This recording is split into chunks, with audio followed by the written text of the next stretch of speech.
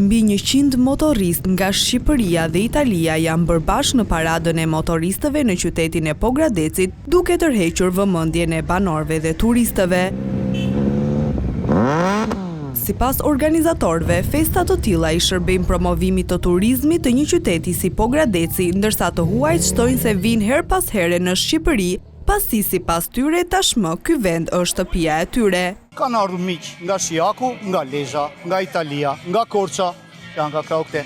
Nga Pogradeci që jemi ne organizatorët, kemi dhe një qef që të zgjojmë qytetin nga dimri i gjatë, ta zgjojmë, të gjallërohet qyteti, se dimri letargjik 9 muaj ka ndej.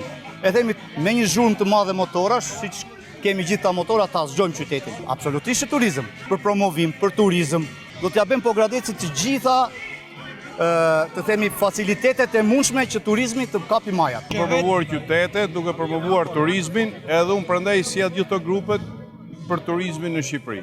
Gjithçka që shohim në Shqipëri pëlqen. Bëjmë edhe një xhiro rrumbullak Shqipërisë, që shohim në Shqipëri. Në Albania in moto una volta. Në Shqipëri kam ardhur me motor një herë dhe një herë tjetër për turizëm. Jemi më shumë se 13 italian. Më pëlqen Shqipëria, e kam vizituar më parë Sarandën, Tepelenën, Syrin e Kaltër, gjithçka.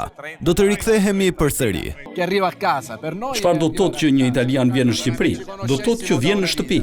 Të ardhurat e gjeneruara nga kjo paradë i kalojnë për bamirësi fëmijëve me probleme shëndetësore.